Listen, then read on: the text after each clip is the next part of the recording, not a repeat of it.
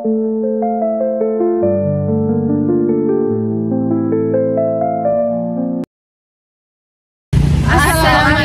warahmatullahi wabarakatuh. Halo teman-teman, dalam video ini kami akan membahas tentang metabolisme zat anti gizi, dampaknya dalam tubuh dan penanganannya. Di sini kami juga mengambil salah satu contoh kasus relevan, yaitu pembentukan batu ginjal akibat oksalat. Yuk simak videonya sampai akhir. Sudah. Nah, sebelum kita masuk lebih dalam mengenai zat anti gizi, terlebih dahulu kita ketahui bersama definisi dari zat anti gizi.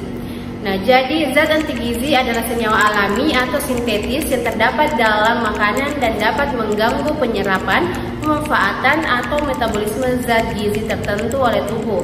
Zat ini dapat mengurangi nilai gizi makanan atau menyebabkan efek kesehatan negatif jika dikonsumsi dalam jumlah berlebihan.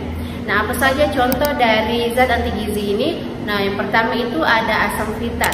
Asam fitat terdapat dalam biji-bijian seperti kacang-kacangan dan sereal, dapat mengikat mineral seperti zat besi, seng, dan kalsium sehingga mengurangi penyerapannya. Dan contoh kedua itu ada oksalat. Oksalat terdapat dalam bayam, rhubarb, dan teh, menghambat penyerapan kalsium dan dapat meningkatkan risiko pembentukan batu ginjal. Dan yang ketiga itu ada tanin. Tanin ditemukan dalam teh, kopi, dan beberapa jenis anggur.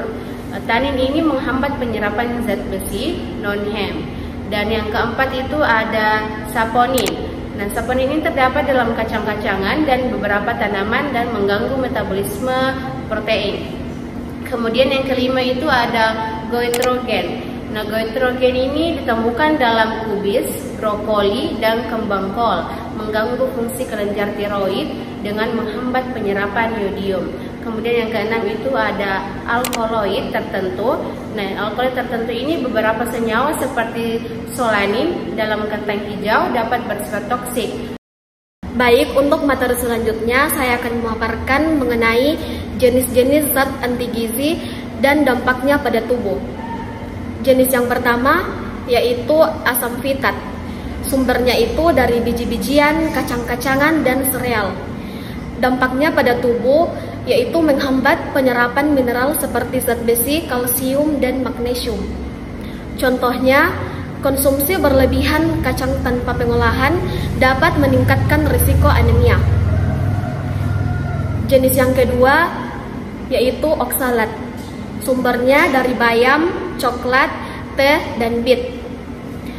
Dampaknya yaitu membentuk kristal dengan kalsium dan meningkatkan risiko batu ginjal. Jenis yang ketiga yaitu tanin.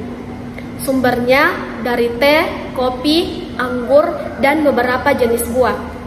Dampaknya yaitu menghambat penyerapan protein dan mineral seperti zat besi. Jenis yang keempat yaitu inhibitor tripsin. Sumbernya dari kedelai mentah dan produk biji-bijian.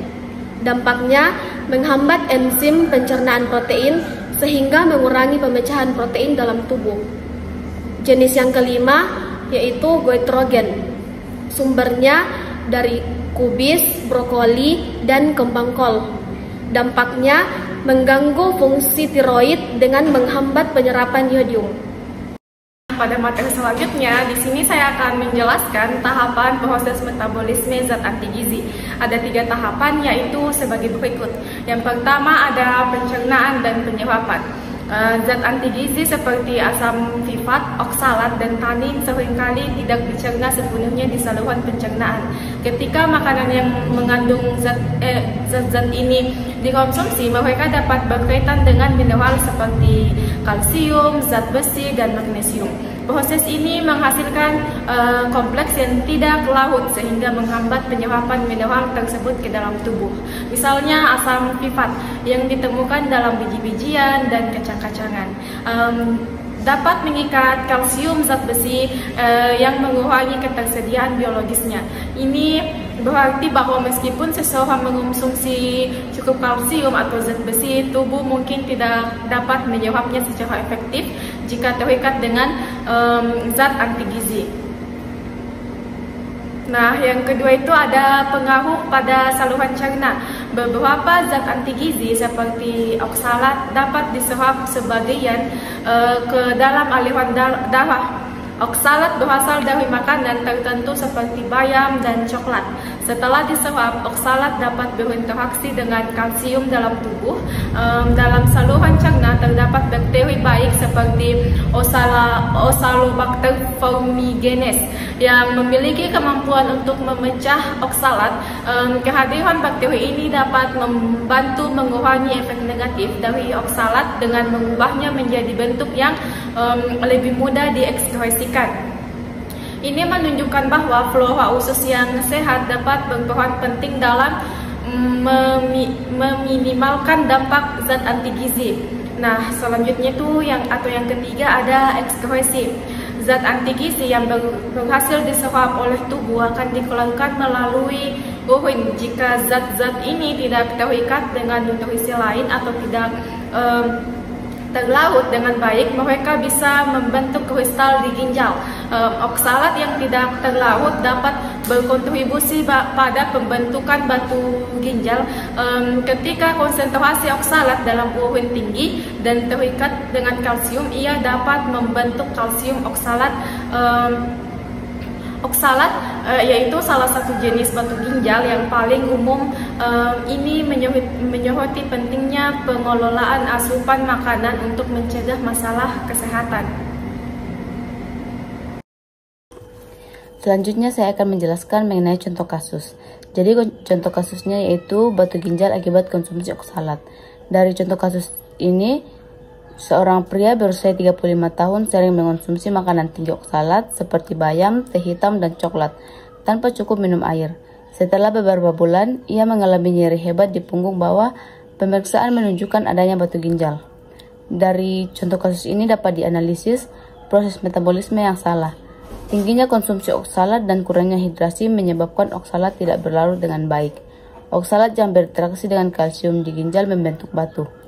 Dampak bagi kesehatan yaitu nyeri hebat, gangguan fungsi ginjal, dan risiko infeksi jika tidak ditangani dengan segera. Selanjutnya yaitu penanganan dan pencegahan pembentukan batu ginjal. Pencegahan dan penanganan ini dapat dilakukan dengan cara yang pertama yaitu pengobatan medis. Salah satu cara menangani batu ginjal adalah melalui terapi gelombang kejut atau biasa disebut sebagai lithotripsy. Nah, terapi ini menggunakan gelombang suara untuk memecah batu ginjal menjadi bagian-bagian kecil sehingga lebih mudah dikeluarkan melalui urin. Selain itu, pemberian suplemen kalsium juga dapat direkomendasikan untuk membantu mengikat oksalat di usus. Dengan cara ini, oksalat tidak akan mencapai ginjal dan mengurangi risiko pembentukan batu.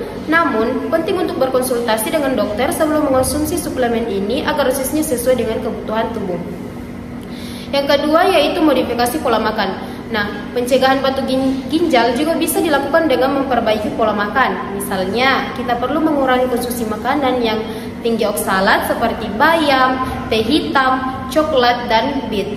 Nah, oksalat sendiri adalah zat yang bisa berkontribusi pada pembentukan batu ginjal jika jumlahnya terlalu banyak. Sebagai gantinya, kita bisa menambah makanan yang tinggi kalsium seperti susu dan yogurt. Nah, kalsium ini akan berperan mengikat oksalat di saluran pencernaan sehingga tidak sampai ke ginjal. Nah, yang ketiga yaitu hidrasi yang cukup. Minum air yang cukup sangat penting untuk memecah batu ginjal. Idealnya kita perlu minum sekitar 2-5 liter air setiap hari. Nah, air ini dapat membantu melarutkan zat-zat seperti oksalat dan kalsium di dalam tubuh, sehingga mereka tidak mengendap dan membentuk batu. Jadi, pastikan tubuh tetap terhidrasi, terutama setelah aktivitas berat atau di cuaca yang panas. Pandangan yang terakhir yaitu pengolahan makanan yang tepat. Nah, cara kita mengelola makanan juga berpengaruh. Misalnya biji-biji yang direndam atau difermentasi sebelum dimasak bisa mengurangi kadar asam fitat yang dapat mengikat mineral dan mencegah pembentukan batu. Selain itu, memasak sayuran juga membantu mengurangi oksalat yang larut di dalamnya. Jadi, perhatikan cara memasak, terutama jika sering mengonsumsi sayuran yang tinggi oksalat. Dengan penanganan medis, pola makan yang tepat, hidrasi yang cukup, dan pengolahan makanan yang benar, risiko batu ginjal bisa dikurangi secara signifikan. Dari materi yang telah kami paparkan sebelumnya, dapat disimpulkan bahwa zat anti gizi adalah senyawa yang dapat mengganggu penyerapan zat gizi. Namun dampaknya dapat diminimalkan dengan pengolahan makanan yang tepat dan pola makan yang seimbang. Dalam kasus oksalat, Pengolahan yang baik seperti hidrasi yang cukup dan diet yang seimbang dapat mencegah masalah kesehatan seperti batu ginjal.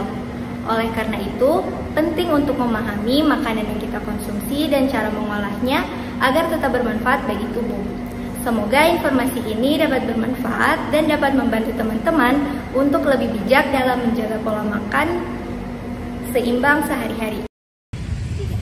Terima kasih telah menyaksikan video kami dari awal sampai akhir. Semoga informasi ini dapat bermanfaat dan dapat membantu Anda lebih bijak dalam menjaga pola makan sehari-hari.